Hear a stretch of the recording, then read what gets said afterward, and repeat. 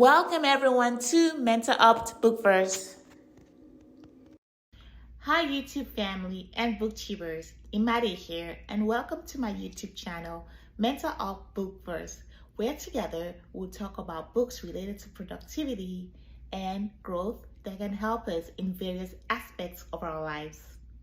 Well, I recently read this interesting book by Professor Carol S. Dweck called Mindset. And I would say this book is phenomenal. It was able to explain two types of mindset, a growth mindset and a fixed mindset. And I was able to make illustrations using key contents from this book. I will be sharing the illustrations with you guys. But before then, please do like this video and subscribe to my channel for more contents like this.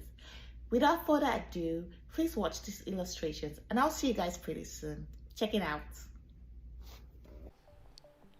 Over decades, there have been debates on nature versus nurture's impact on human traits such as intelligence and personality outputs.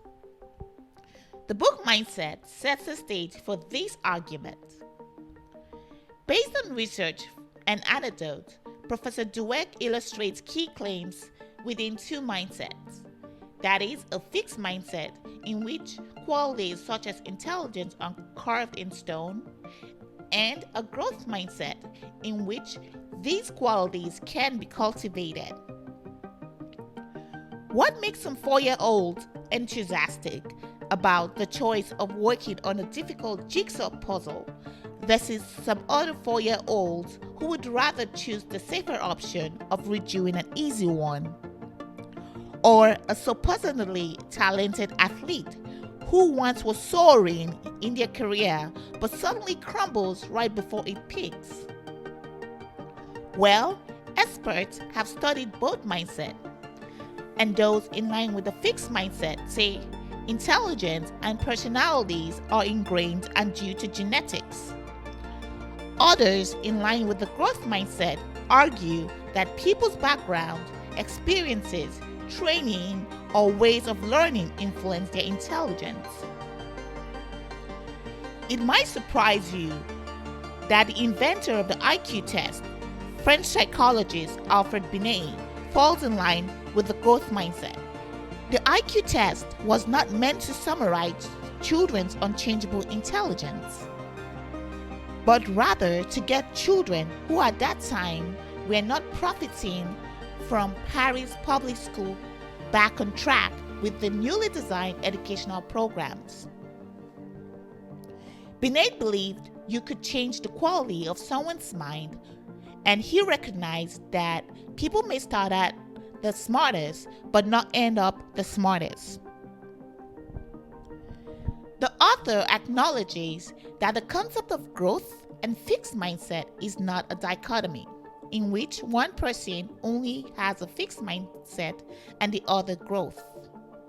All of us have an element of both in different aspects of our lives, be it in how we approach education, sports, business, relationship, and life experiences such as success and failures.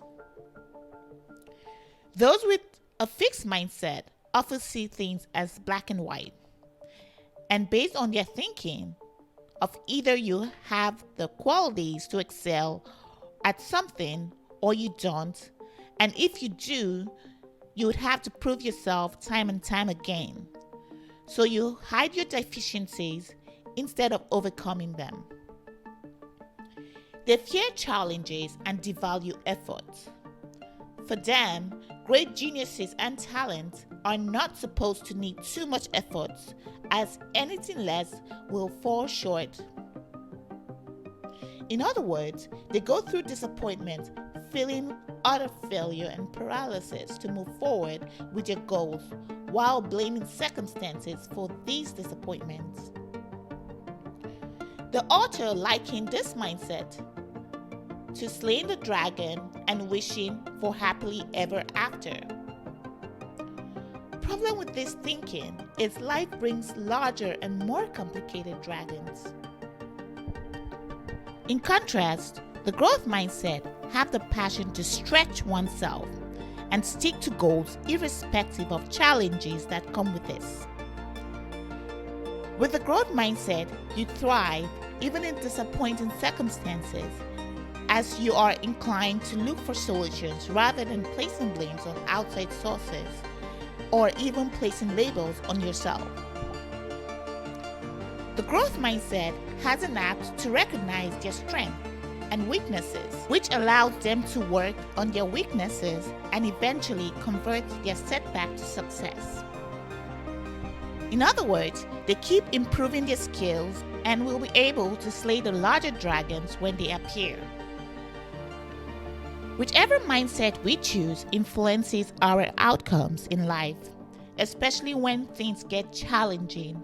For example, athletes who choose the growth mindset often honor the process rather than talent.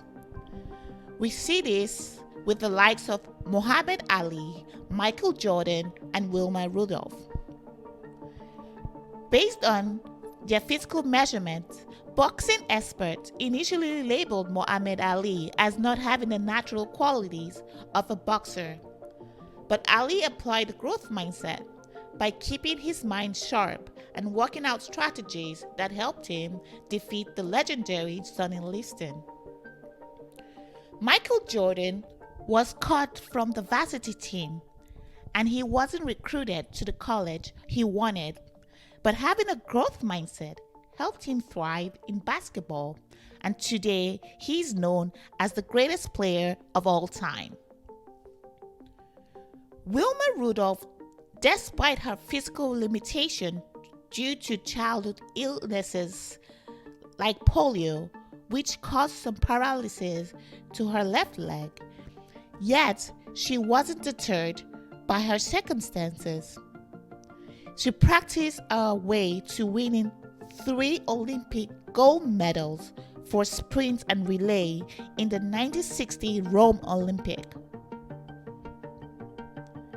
In the context of relationships, when people hurt or reject us, do we keep holding on to grudges and hurt, or choose to forgive and learn and move on?